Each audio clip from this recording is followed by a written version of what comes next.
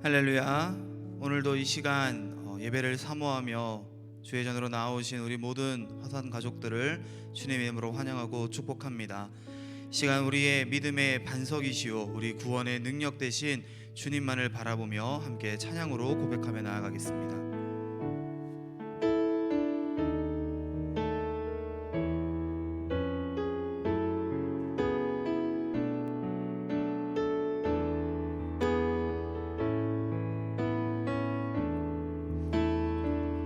나의 영혼이 잠잠히 하나님만 바라며 나의 구원이 그에게서 나는도다.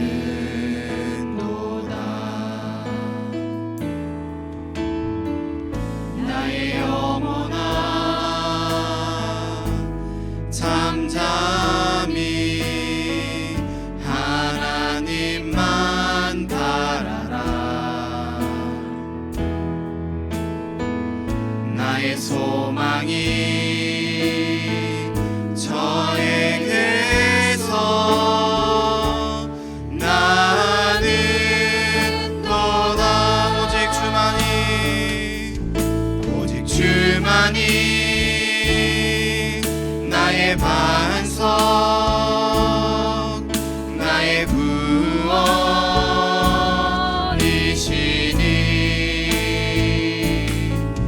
오직 주만이 나의 산성 내가 요동치 아니. 우리 함께 2절로 고백합니다. 나의 영혼이 간절히 나의 영혼이 간절히 여호와를 갈망하며 나의 입술이 여호와를 찬양하리.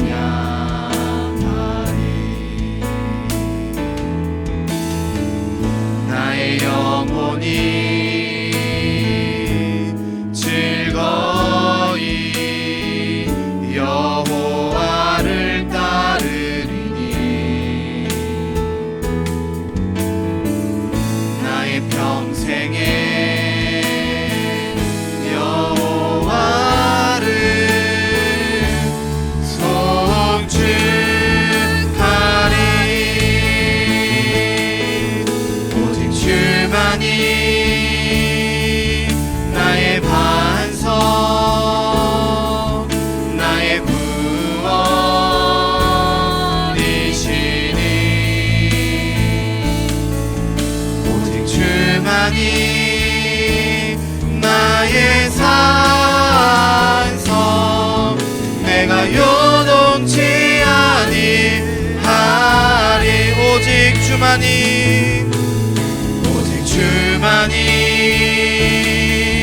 나의 반석 나의 구원이시니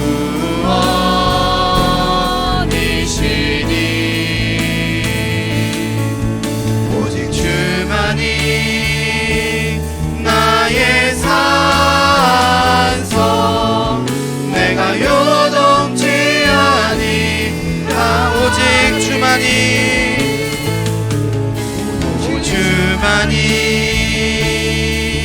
나의 반석 나의 구원이시니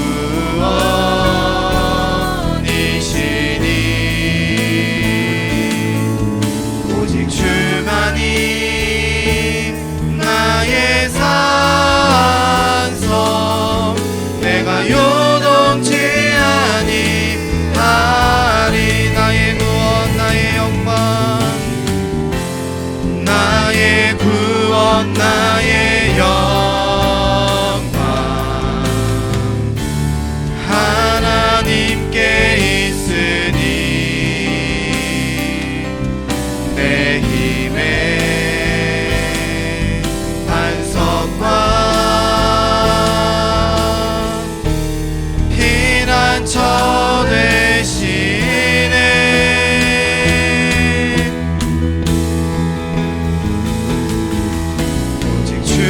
주시하니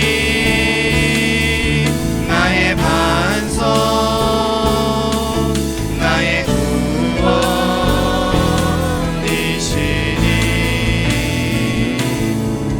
오직 주만이 나의 산성 내가 요동치 아니하리 내가 요동치 아니하리 내가 요동치 아니하리.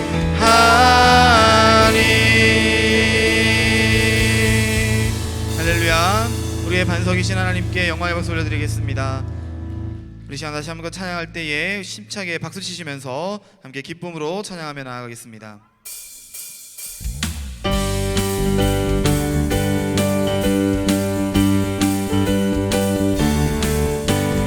나의 죄를 씻기는 예수의 피밖에 없네.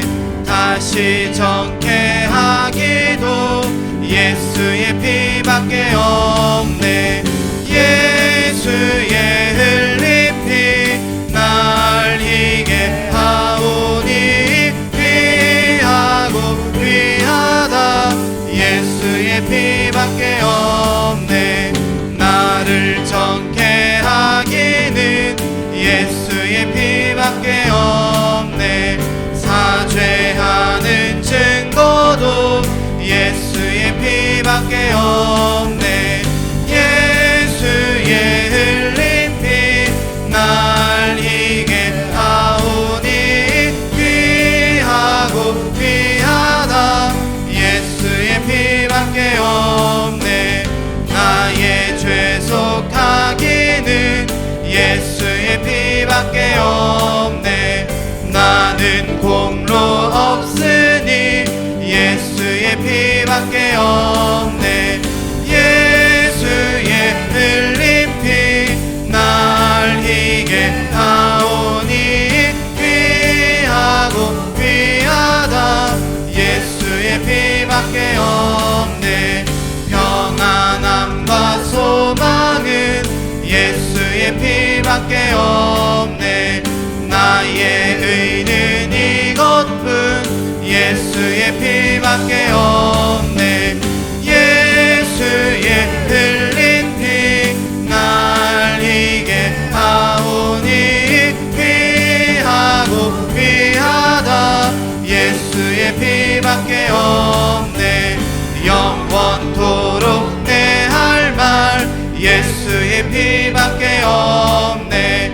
나의 찬미 제목은 예수의 피밖에 없네. 예수의 흘린 피 날 희게 하오니 귀하고 귀하다. 예수의 피 예수의 흘린 피 예수의 흘린 피 날 희게 하오니 귀하고 귀하다. 예수의 피밖에 없네. 내가 늘 의지하는 예수 나의 상처 입은 심령은 불쌍하게 여기사 위로하여 주시니 미쁘신 나의 좋은 친구. 내가 의지하는 예수 나의 사모하는 친구. 나의 기도 들으사 응답하여 주시니 미쁘신 나의 좋은 친구. 주의 손 의지하고 살 때 나를 해할 자가 없도다. 주님 나의 마음을 크게 위로하시니 미쁘신 나의 좋은 친구. 내가 의지하는 예수 나의 사모하는 친구. 나의 기도 들으사 응답하여 주시니 미쁘신 나의 좋은 친구. 내가 요단강 건너가며 마음이 두려워서 떨 때도 주가 인도하시니 어찌 두려워하랴. 미쁘신 나의 좋은 친구. 내가 의지하는 예수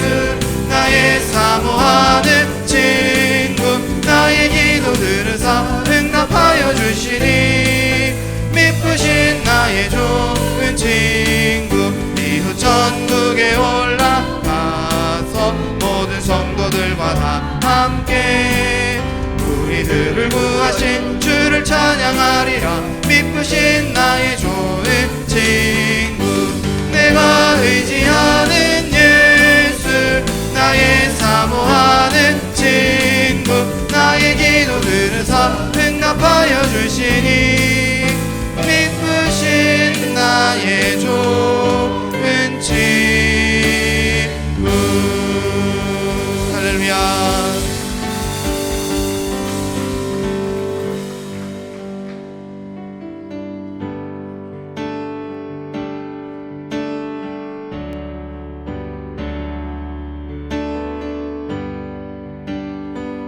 오직 예수 오직 은혜 우리의 고백되기를 소망합니다. 은혜 아니면 살아갈 수가 없네. 호흡마저도 다 주의 것이니 세상 평안과 위로 내게 없어도 예수 오직 예수뿐이. 다시 한번 고백합니다. 은혜 아니면, 은혜 아니면 살아갈 수가 없네. 호흡마저도 다 주의 것이니 세상 평안과 위로 내게 없어도 예수 오직 예수뿐이네. 크신 계획 다 볼 수도 없고 작은 고난에 지쳐도 주께 묶인 나의 모든 삶 버티고 견디게 하시네. 크신 계획, 크신 계획 다 볼 수도 없고 작은 고난에 지쳐도 주께 묶인 나의 모든 삶 버티고 견디게 하시네. 은혜 아니면 살아갈 수가 없네. 나의 모든 것 다 주께 맡기니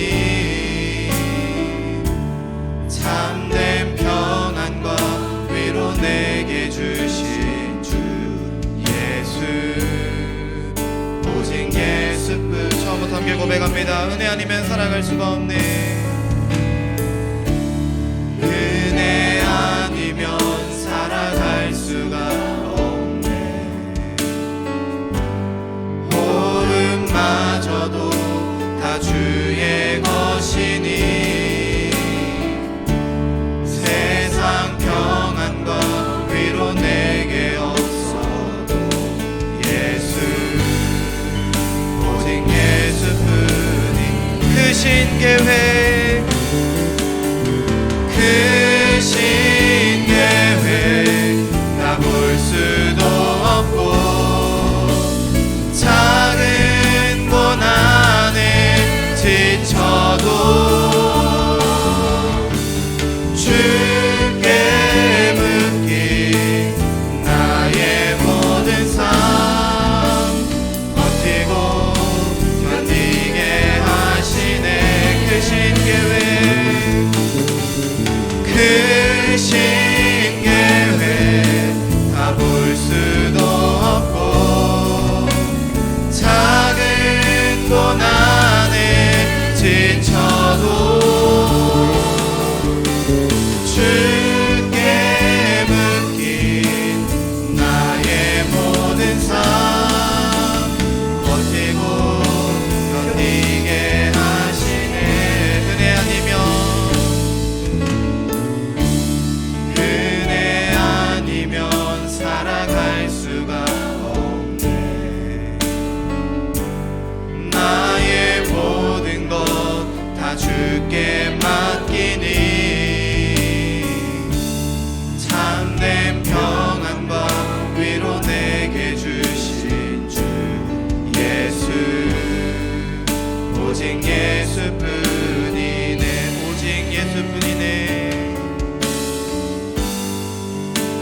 오직 예수뿐이네.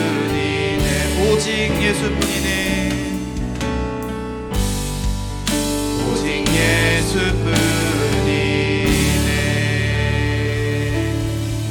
할렐루야. 이 시간 우리 함께 기도하며 나아가기를 소망합니다. 우리가 정말 주님의 그 십자가 은혜 없이는 아무것도 할 수 없음을 이 시간 믿음으로 고백합니다. 주님, 우리의 모든 것 되어주신 주님 앞에 우리의 마음과 뜻과 정성 다하여서 이 시간 주님만을 참되게 예배하기를 원하오니 아버지, 이 시간 함께 모인 우리 모든 소원하산교회 성도들을 참 예배자 되게 하여 주시옵소서. 삶의 예배로 주님을 노래하며 삶의 예배로 주님께 기쁨이 되어지는 주님, 우리 모든 성도들 될 수 있도록 인도하여 주시옵소서. 특별히 이 시간 말씀을 선포하실 우리 김정현 목사님의 입술을 주님 주장하여 주시고, 선포하는 그 말씀을 통하여 우리가 이번 일주일 동안도 주님의 말씀으로 힘있게 살아갈 수 있는 그러한 능력을 얻게 하여 주시옵소서. 우리 함께 이 시간 통성으로 주님의 이름을 크게 버무려 짓고 간절히 기도합니다. 주여, 사랑 은혜가 많으신 하나님 아버지, 주님 은혜 참으로 감사를 드립니다. 주여, 이 시간 우리가 은혜 아니면 아무것도 할 수 없음을, 은혜 아니면 우리가 어떠한 것도 아버지 바라볼 소망 없음을 이 시간 믿음으로 고백하오니, 주여 아버지, 그러나 우리의 믿음의 고백을 주님 기뻐 받아 주시옵소서. 우리에게 정말 주님의 크신 놀라운 은혜를 아버지 가운데 더하여 주시옵시고, 아버지 예배하는 이 시간 우리에게 더욱 큰 은혜로 함께하여 주시옵소서. 아버지, 우리의 삶으로 주님을 예배하며 삶으로 주님을 찬양하기를 원하오니, 우리 살아가는 모든 삶의 걸음 가운데 주님 함께하여 주시옵시고, 믿음의 고난을 아버지 함께 주님과 동행하며 걸어나가며 주님의 그 고난의 믿음으로 동참하는 아버지 우리 모든 소원한 교회 성도들 될 수 있도록 주님 은혜 가운데 함께하여 주시옵소서. 주여,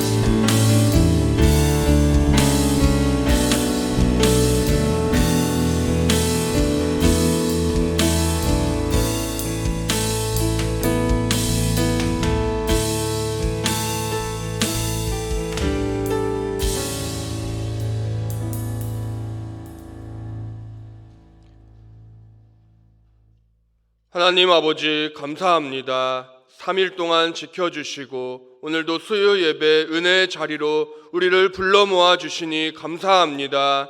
특별히 고난주간 특별 새벽 기도회를 통하여서 우리 모두가 십자가로 더 가까이 나아가며 십자가의 유산을 묵상하게 하시니 감사합니다. 주님이 헌신하셨던 것처럼, 순종하셨던 것처럼 주님의 기도를 본받는 저희 모두가 되게 하여 주시옵소서. 고난주간 특세를 통하여 십자가의 영성, 기도의 영성을 회복하는 우리 수원하산교회 모든 성도님들 다 되게 하여 주시옵소서. 특별히 담임 목사님 지치지 않도록 영육간의 강건함으로 붙들어 주시고, 저희들도 삶의 자리에서 하나님의 영역 주권을 드러내며 십자가의 은혜로 감사하며 살아가는 이번 한 주가 되게 하여 주시옵소서. 그리하여 부활주의를 기쁨으로 은혜의 감격으로 맞이할 수 있도록 우리 하나님 성령께서 역사하여 주시옵소서. 찬양으로 은혜 주신 하나님, 말씀의 은혜도 사모합니다.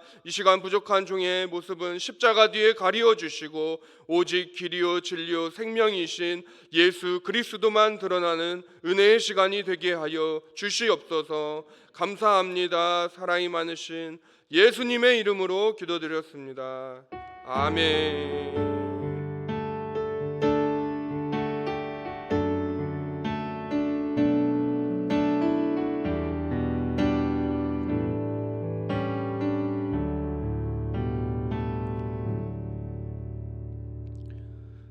먼저 교회 소식 전해드리겠습니다. 고난주간 특별 새벽 기도회가 내일과 모레까지 있습니다. 수원 특례시 기독교 총연합회 주최로 부활절 새벽 연합 예배가 있습니다. 일시는 이번 주일이고요. 교회에서는 새벽 4시 반에 출발합니다. 우리 교회 새벽 기도회와 일부 예배는 이 새벽 연합 예배로 대체되오니 참고하시기 바랍니다. 셀리더 및 남전도회 회장 모임이 오늘 예배 후에 2층 소예배실에서 있습니다. 실버셀 연합 예배가 내일 오전 11시에 2층 소예배실에서 있습니다. 기타 나머지 광고는 주보를 참고해 주시면 감사하겠습니다. 오늘 함께 은혜 받으실 말씀은 출애굽기 20장 15절 한 절 말씀입니다. 우리 한 목소리로 합독하시겠습니다. 도둑질하지 말라. 아멘. 할렐루야. 수요 예배 은혜의 자리에 나오신 화산의 모든 성도님들을 축복합니다. 오늘은 이렇게 살자 10계명 시리즈 제 8번째 시간으로 소도둑이 된 바늘도둑이라는 제목으로 말씀을 전하겠습니다. 성도님들 혹시 바늘도둑이 소도둑 된다라는 우리나라 속담 잘 알고 계시죠? 그 속담이 의미하는 바가 무엇입니까? 처음에는 바늘을 훔쳤지만 나중에는 탐욕이 점점 커져서 소를 훔친다는 것이 아니겠습니까? 바늘로 만족했던 도둑질에서 이제는 소를 훔쳐야 마음이 놓이는 상황까지 오게 된 것을 가리키는 말이 아니겠습니까? 율법은 총 613가지라고 합니다. 이것을 해라 긍정적인 명령이 248가지, 부정적인 명령 이것을 해서는 안 된다가 365가지, 그래서 총 613가지입니다. 이 613가지의 율법을 압축한 것이 바로 10계명입니다. 그리고 이 10가지의 10계명도 두 가지로 요약할 수가 있는데요. 바로 하나님 사랑과 이웃 사랑입니다. 우리는 최근 한 달간 10계명의 두 번째 돌판에 대해서 말씀을 수요 강단을 통해 듣고 있습니다. 10계명 중 제5계명은 내 부모를 공경하라로 가정에서에 대한 계명이었습니다. 6계명은 살인하지 말라로 생명에 대한 계명, 7계명은 간음하지 말라로 성에 대한 계명입니다. 그렇다면 오늘 살펴보게 된 제8계명 도둑질하지 말라는 무엇에 대한 계명일까요? 바로 재산에 대한 계명입니다. 그래서 오늘은 10계명의 두 번째 돌판 중 이웃사랑 제8번째 계명인 도둑질하지 말라에 대해서 함께 말씀을 나누고자 합니다. 도둑질이란 것이 본래 내 것이 아닌 타인의 것을 훔친다라는 것에서 이 10계명의 마지막 계명인 내 이웃의 소유를 탐내지 말라와 밀접한 연관이 있다고 할 수 있습니다. 그렇다면 다른 사람의 물질이나 물건, 재산을 도둑질하는 것만 도둑질이라는 것일까요? 범죄자가 다른 집의 아이를 유괴하는 행동, 납치하는 행동 역시 도둑질에 해당합니다. 또한 고용주가 직원에게 임금을 제때 지불하지 않는 것, 이건 역시 도둑질이라고 할 수 있습니다. 오늘날 우리가 살고 있는 이 시대는 인터넷 시대인데요. 그렇다면 성도님들께 질문 드리겠습니다. 영화나 노래를 인터넷으로 불법 다운로드 받는 것을 기독교인은 어떻게 봐야 할까요? 무엇이 문제일까요? 공짜 좋아하면 흔히 대머리 된다라는 말이 있습니다. 저는 그래서 개인적으로 공짜를 먼저 의심하고 봅니다. 무언가 숨겨진 의도가 있다고 생각해서 별로 좋아하지 않습니다.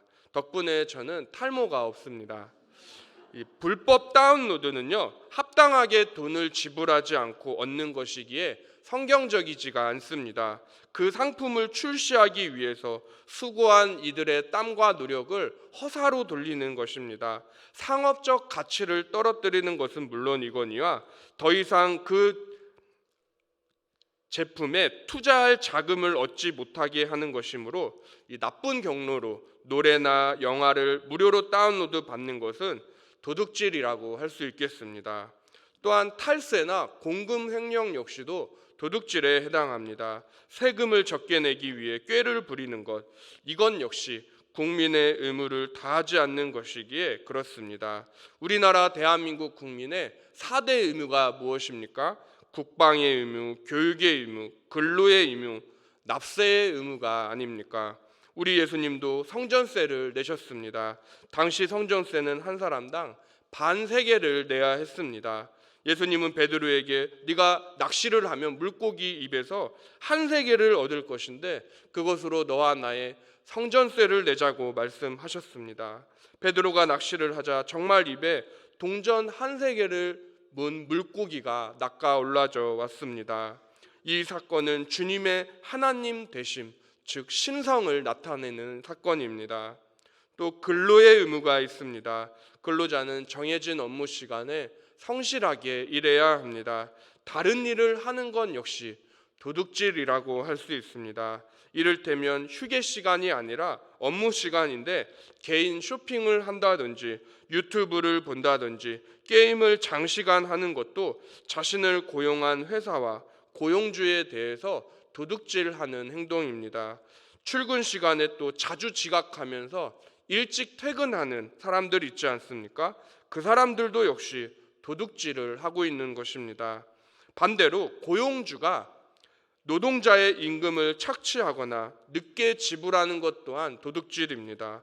국가 공휴일이나 명절에 일하는 노동자에 대해서는 시간당 임금의 50%를 인상해서 계산해서 지급해 주어야 합니다. 이를테면 편의점 아르바이트생에게는 시간당 10,000원이 원래 본 시급이라고 한다면 구정이나 추석에 일하면 시간당 50% 인상이 된 금액이니까 15,000원으로 계산해서 지급해야 하는 것입니다. 그러나 이렇게 하지 않는 악덕 고용주에 대해서 성경은 죄라고 분명하게 말씀하고 계시는데요.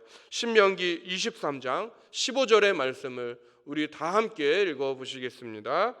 그 품삯을 당일에 주고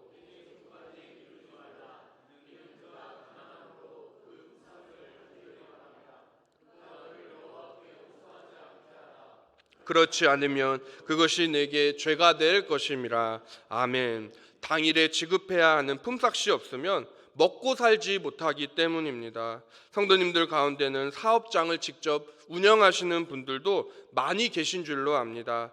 임금을 제때 지불하지 않으면 하나님께 죄가 된다는 사실을 꼭 기억하시고 기도하시면서 하나님의 도움을 구하시며 직원들을 관리하시기 바랍니다.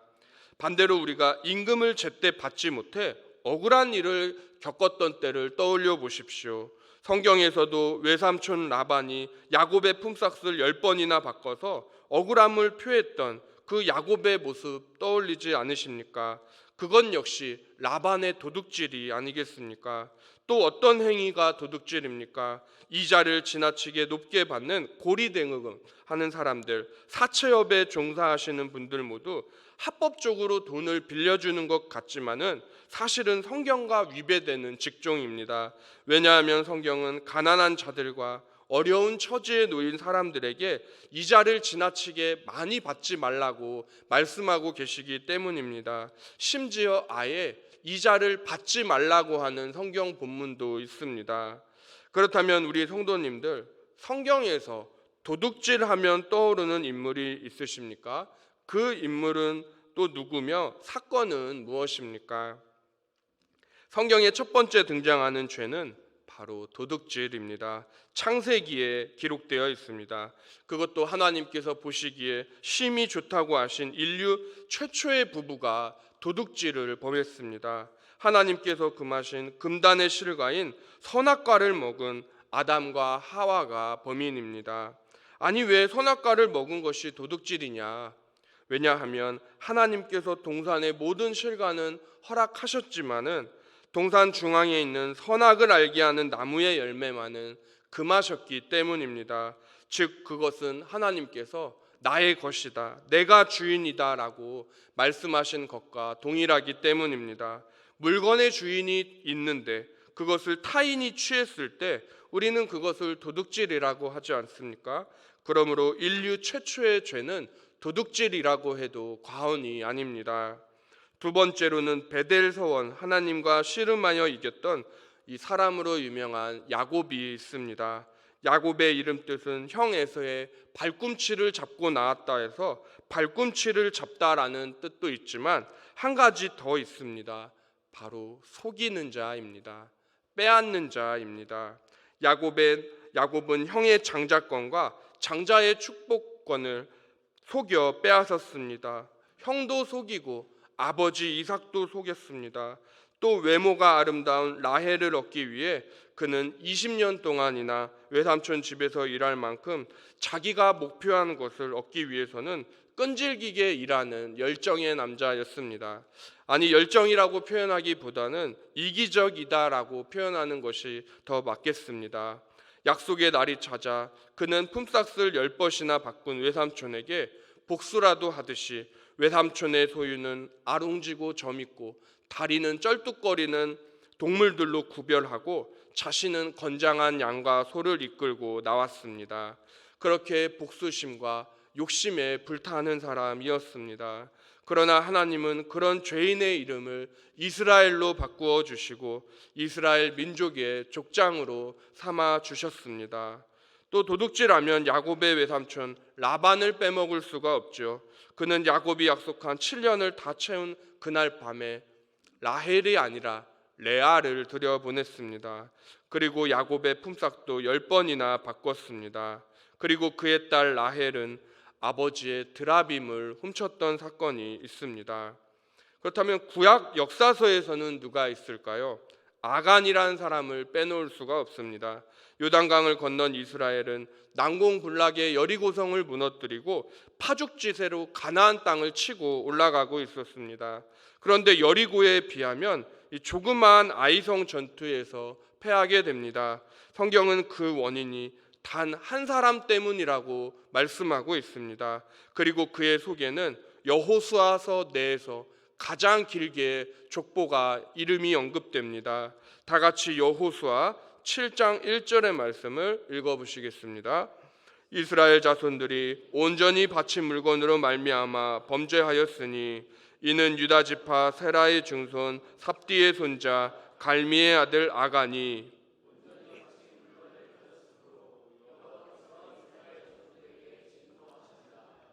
아멘. 놀랍게도 아간의 속에는 여호수아서 내에서 가장 길게 그의 족보가 언급되며 기록되어 있습니다. 그 이유는 그가 여호와께 온전히 바쳐진 물건을 훔쳤기 때문입니다. 그가 훔친 물건은 세 가지였습니다. 시날산의 아름다운 외투 한 벌, 은 200세겔, 무게가 50세겔 되는 금덩이 하나였습니다. 우리는 최근 담임 목사님을 통해서 세상이 주는 편안함과 주님이 주시는 평안에 대해 주일 말씀을 들었습니다. 하나님이 주시는 평안은 땅의 것에 마음을 두지 않습니다. 왜냐하면 그것들은 결국 썩어 없어지는 것들이기 때문에 그렇습니다. 하지만 아간은 세상의 편안을 따랐습니다. 아간의 눈에는 외투 한 벌이 좋아 보였습니다. 그래서 성경은 시날산의 외투 한 벌이라고 하지 않고 시날산의 아름다운 외투 한 벌이라고 표현하고 있습니다. 또 그는 은과 금덩이도 훔쳤습니다. 이것은 모두 여호와께 바쳐진 온전히 바쳐진 예물들이었습니다. 즉 하나님의 것이었습니다. 오늘날로 치면 아간은 교회 헌금을 도둑질한 것과 동일합니다. 그러므로 교회 내에서 오늘날도 성도들의 헌금을 다루는 직분자는 각별히 주의해야 합니다. 사람을 돈으로 보는 오류를 범할 수 있기 때문입니다. 교회는 죄인들의 집합소요, 죄인이 예수로 말미암아 의인으로 변화되는 장소입니다. 헌금 액수보다 한 영혼의 변화를 보면서 더 즐거워해야 하는 곳입니다. 주님의 12제자 중 가룟 유다는 예수님 제자 공동체 내에서 그가 회계를 맡았습니다. 그는 돈깨를 맡다 보니 돈 세는 재미에 푹 빠져 있었습니다. 마을에 들어가서 전도하고 병자가 치유되고 복음으로 인한 마을 사람들의 변화보다 식사 대접을 해주고 돈 봉투를 내미는 사람들을 더 좋게 보았습니다. 결국 그는 예수님을 은 30냥에 팔아넘기게 됩니다. 그리고 그는 후에 예수님을 팔아넘겼다는 죄책감에 못 이겨 스스로 극단적 선택을 하게 됩니다. 그러나 우리가 오해하면 안 되는 것이 있습니다. 하나님이 부와 재산을 나쁘다고 하시지는 않습니다. 오히려 우리는 오늘도 돈과 함께 생활했습니다. 돈을 벌기 위해 직장에 출퇴근했으며 돈으로 점심을 사 먹었고 자녀들의 용돈을 주었습니다. 돈이 있어야 하나님께 헌금도 할 수 있는 것이죠. 그러므로 돈은 하나님이 우리에게 주신 귀한 선물입니다. 재물이 악 자체는 아닙니다. 하지만 그것을 하나님보다 더욱 사랑하게 될 때 문제가 됩니다. 그때부터는 돈이 축복이 아니라 괴물이 됩니다. 우상이 됩니다. 하나님이 싫어하시는 만몬신이 되고 맙니다. 예수님께서도 친히 너희가 하나님과 재물을 겸하여 섬기지 못한다라고 말씀하셨습니다. 사도 바울은 우리가 이 세상에 아무것도 가지고 온 것이 없음에 또한 아무것도 가지고 못한다라고 디모데 전서에서 고백합니다. 우리 인생은 즉 공술의 공수거라는 것이죠. 한국 교회 내에 영락교회를 세우신 고 한경직 목사님은 일평생 성품이 온유하시고 검소하신 분으로 유명합니다. 그분이 유산으로 남긴 것은 세 가지였습니다. 바로 성경책, 지팡이, 겨울 털모자 하나가 전부입니다. 그래서 한경직 목사님을 부를 때 아름다운 빈손의 사람이라고 부릅니다. 그렇다면 신약에서 도둑질한 사람은 누가 있을까요? 바로 사도행전에 등장하는 아나니아 삽비라 부부가 대표적인 인물이 아닐까 생각합니다. 성경은 두 부부 앞에 먼저 바나바를 소개합니다. 왜냐하면 바나바와 이 두 부부는 대조가 되기 때문입니다. 바나바도 소유가 꽤 있던 레위족 사람이었습니다. 그런데 그는 자신의 밭을 팔아 사도들의 발 앞에 내려놓으며 가난한 자를 위해 구제 헌금으로 써달라고 부탁했습니다. 초대교회가 그의 헌신에 큰 위로를 받았습니다. 그런데 또 자신들의 전 재산이라면서 헌금한 부부가 있었으니 바로 아나니아와 삽비라 부부였습니다. 그러나 이 부부는 소유의 일부를 감추어 두고 마치 소유의 전부인 양 교회와 성도들을 속였습니다. 사람은 눈에 보이는 것에 현혹되기에 아마도 아나니아와 삽비라 부부를 모든 성도가 칭찬했을 것입니다. 하지만 하나님은 속지 않으시는 분이십니다. 만홀히 여김을 받지 않으십니다. 소유의 전 재산은 아니지만 두 부부가 헌금 많이 하지 않았습니까? 부부를 쳐서 죽이신 하나님 너무하신 것 아닙니까? 잔인하신 것 아니세요? 라며 반문하실 성도님이 혹 계실지도 모르겠습니다. 그러나 초대교회는 이제 막 형성된 시대였습니다. 오순절 마가다락방 성령 이후에 복음이 온 유대와 사마리아 땅끝까지 퍼져나가야 했습니다. 그러기 위해서 무엇보다 교회는 세상과 구별되어 거룩해야 했고 깨끗해야 했습니다. 그래서 1%의 불순물도 허용하실 수 없던 하나님은 성령 충만한 사도 베드로의 손을 통해서 두 부부의 숨을 거두셨습니다. 구약 율법에서 거짓말하는 자나 남의 것을 속이거나 빼앗는 자는 돌로 쳐서 죽이라는 말씀이 있습니다. 배상에 관한 것은 최소 4배, 5배로 갚아야 했습니다. 그렇게 하나님이 법을 주셨습니다. 주님이 보고 싶어서 돌 무화과 나무에 올라갔던 세리장 삭개오는 예수님을 자신의 집으로 영접하고 즉시 그의 소유의 절반을 팔아 주님 발 앞에 내려놓았고 구약 율법의 말씀에 따라서 내가 속이거나 빼앗은 것이 있다면 4배로 갚겠습니다라고 주님 앞에 서원합니다. 주님은 이에 구원이 이 집에 이르렀으니 이 사람도 아브라함의 자손이로다라고 칭찬하십니다. 또한 다윗은 밧세바를 범하고 나단 선지자의 예화를 듣고 나서 그런 못된 사람이 있습니까? 그럼 그 사람은 양을 4배로 갚아야 할 것입니다 라고 말했습니다. 나단 선지자는 이 비유에 나오는 부자가 바로 당신이요 라고 소리쳤고 다윗은 즉시 회개했습니다. 사울과 다윗의 다른 점은 사울은 끝까지 회개하지 않고 구차한 변명만 늘어놓았으나 다윗은 여호와의 말씀에 그가 찔림 받고 바로 회개했다라는 것입니다. 사실 이 세상의 모든 것은 하나님의 것입니다. 우리의 것은 아무것도 없습니다. 얼마 전에 아름답게 피고 진 목련도 벚꽃도 저기 만석공원도 하나님의 것입니다. 우리 다 함께 시편 89편 11절의 말씀을 읽어보시겠습니다.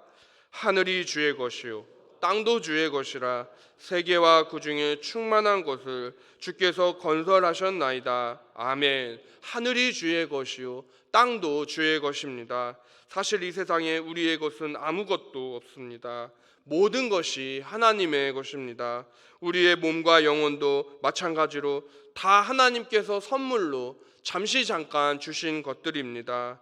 그런데 성경은 말라기 선지자를 통해서 우리가 하나님의 것을 도둑질하였다라고 말하고 있습니다. 우리들은 도대체 하나님의 무엇을 도둑질했다는 것일까요? 우리 다 함께 질문을 읽어보겠습니다. 도둑질은 남의 것을 빼앗는 것입니다. 그런데 구약 말라기 선지자는 우리가 하나님의 것을 도둑질했다고 전하고 있습니다. 우리는 무엇을 도둑질한 것일까요? 우리 다 함께 이어서 구약 성경 말라기 3장 8절에서 10절 말씀도 읽어봅니다. 사람이 어찌 하나님의 것을 도둑질하겠느냐? 그러나 너희는 나의 것을 도둑질하고도 말하기를 우리가 어떻게 주의 것을 도둑질하였나이까 하는도다. 이는 곧 11조와 봉헌물이라. 너희 곧 온 나라가 나의 것을 도둑질하였으므로 너희가 저주를 받았느니라. 만군의 여호와가 이르노라. 너희의 온전한 11조를 창고에 들여 나의 집에 양식이 있게 하고 그것으로 나를 시험하여 내가 하늘 문을 열고 너희에게 복을 쌓을 곳이 없도록 붙지 아니하나 보라. 아멘. 말라기 선지자가 활동했던 당시 이스라엘 백성들, 또 오늘날 이 시대 모든 기독교인이 하나님께 도둑질하고 있는 것, 그것은 무엇입니까? 바로 11조입니다. 말라기 3장은 11조에 대해서 하나님이 밝히 말씀하고 계시는 성경의 몇 안 되는 본문 중 하나입니다. 하나님은 11조와 봉헌물이 나의 것이라고 분명하게 말씀하고 계십니다. 주님도 신약에서 가이사의 것은 가이사에게, 하나님의 것은 하나님께 드리라고 말씀하셨습니다. 즉 성도는 국가에 대한 납세의 의무도 충실하면서 동시에 그리스도인은 하나님께 대한 헌금 생활에도 충실해야 하는 것입니다. 그리고 그 나의 것, 하나님의 것을 드리면 창고에 쌓을 곳이 없도록 붙지 아니하나 보라면서 하나님은 자신을 시험하라고 말씀하십니다. 미국에서 11조로 유명한 사람은 석유 부자 록펠러가 있죠. 록펠러의 회사에는 그의 11조만 세는 전담 부서가 따로 있을 정도였고 그 부서 직원만 무려 30명이나 있었을 정도라고 합니다. 그렇다면 국내에서는 누가 있을까요? 11조로 축복받은 기독교인 바로 김광석 회장이 있습니다. 참존 화장품의 대표입니다. 참존 화장품의 대표 김광석 회장은 어느 날 말라기 3장 10절 창고에 쌓을 곳이 없도록 쏟아 부어주시겠다는 이 축복의 말씀을 읽게 됩니다. 그리고는 하늘을 향해 조소 하나님, 내가 10의 2조를 당신께 드릴 테니 축복 하나 안 하나 봅시다. 이렇게 고백하고는 정말 10의 2조를 다달이 꼬박 하나님께 드렸습니다. 지금 참존 화장품은 세계적으로 유명한 기업이 되었습니다. 모두가 하나님이 주신 축복이죠. 11조를 드리는 성도의 믿음은 10분의 1뿐만이 아니라 나머지 10분의 9도 하나님이 주셨습니다. 그러므로 감사합니다. 나에게서 온 것은 아무것도 없습니다라는 이 감사가 포함되어 있는 것입니다. 반면에 11조와 봉헌물을 드리지 않는 이유는 물질은 하나님의 것이 아니라 자신의 노력으로 얻은 것이요 자기 것이라는 인식 때문에 그렇습니다.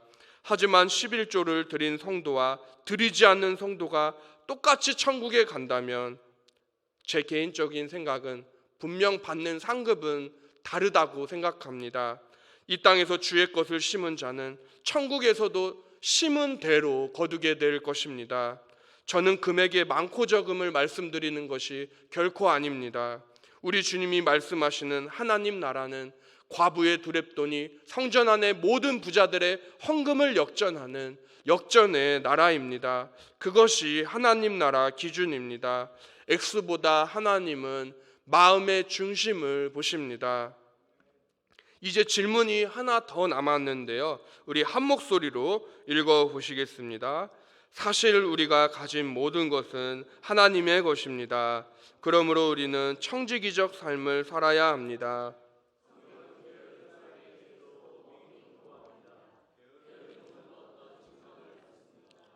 마태복음 25장은 잘 아시는 대로 달란트 비유가 기록되어 있습니다. 세 사람에게 주인이 달란트를 나눠 주었는데요. 각각 5달란트, 2달란트, 1달란트를 받았습니다. 5달란트와 2달란트 받은 자는 그것을 가지고 장사를 해서 이윤을 남겼습니다. 주인이 돌아왔을 때에 이 둘은 잘하였도다, 착하고 충성된 종아, 칭찬을 받았습니다. 그러나 1달란트 받은 자는 땅속에 그 돈을 숨겨두었을 뿐 아무것도 하지 않았습니다. 아무것도 하지 않았기에 손해는 물론 없었지만은 주인은 그를 악하고 게으른 종이라고 책망했습니다. 하나님은 우리를 청지기로 불러주셨습니다. 우리는 관리자입니다. 그러므로 충성된 종으로서 열심히 일해야 합니다. 일하지 않는 사람을 하나님은 죄 없다 하시지 않으십니다. 사도 바울도 일하기 싫은 자는 먹지도 말라고 하였습니다. 우리는 하나님께서 우리에게 주신 것으로 감사해야 합니다. 이미 가진 것으로 만족하는 마음이 있어야 합니다. 바울은 나는 어떠한 형편에든지 자족하기를 배웠다고 그가 고백합니다. 비천에 처할 줄도 알고 풍부에 처할 줄도 아는 일체의 비결을 배웠다고 고백합니다. 당대 최고의 율법사 가말리엘 밑에서 수학하던 때 큰 자였던 사울은 잘나가고 미래가 촉망받던 청년이었습니다. 주머니에 돈도 두둑했습니다. 그러나 복음을 위해 그가 작은 자 바울이 되었을 때에 그는 굶고 헐벗고 추위를 겪으며 주님이 당하신 고난을 그도 똑같이 겪었습니다. 그리고 그는 자신의 모든 지식과 학문, 출신 배경을 모두 배설물로 여기게 됩니다. 내게 사는 것이 그리스도니 죽는 것도 유익함이라. 이것은 바울의 고백입니다. 이제 말씀을 정리하며 맺고자 합니다. 성도님들, 도둑질은 마음에서부터 시작됩니다. 우리 안에 예수님이 있습니까? 정말 예수 그리스도가 살아계십니까? 그렇다면 다른 사람의 소유가 부럽지 않습니다. 다른 사람의 집이나 다른 사람의 차나 다른 사람의 소유가 보이지 않습니다. 왜냐하면 이미 영생의 선물, 즉 구원을 선물로 받았기 때문입니다. 그것 하나로 성도는 충분히 살아갈 수 있습니다. 가룟 유다는 그의 마음에 주님이 아니라 가룟 유다는 재물로 가득했습니다. 그것을 사탄이 이용한 것입니다. 그리고 사탄은 유다에게 예수를 팔 생각을 넣었던 것입니다. 우리 마지막으로 이 시간 좌우 양옆에 성도님들을 서로 보시며 이렇게 인사하시겠습니다. 가진 것으로 감사합시다.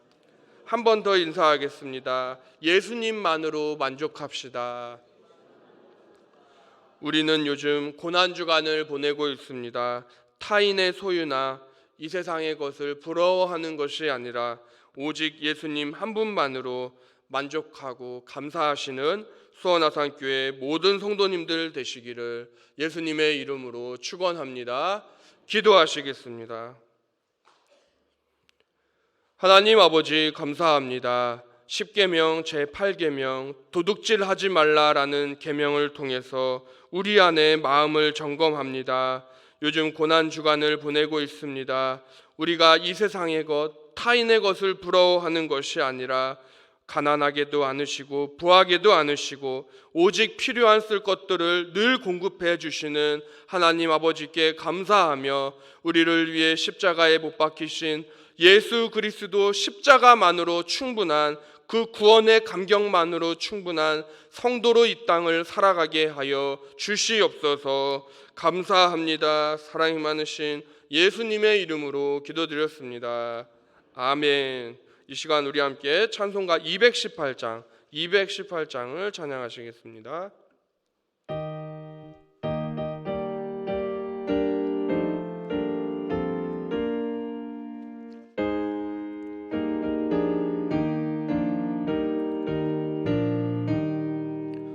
내 마음과 정성을 다하여서 주 너의 하나님을 사랑하라. 내 몸을 아끼고 사랑하듯 형제와 이웃을 사랑하라. 주께서 우리 명하시니 그 명령 따라서 살아가리. 널 미워 해치는 원수라도 언제나 너그럽게 사랑하라. 널 핍박하는 자 위에서도 신실한 마음으로 복을 빌라. 주께서 우리에게 명하시니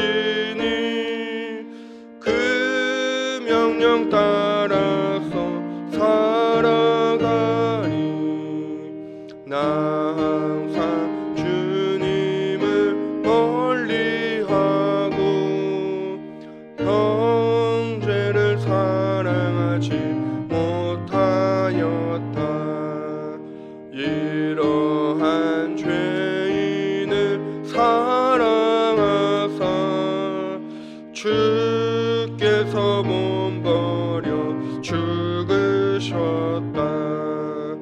속죄의 큰 사랑 아드님어 내 생명 다 바쳐 충성하리.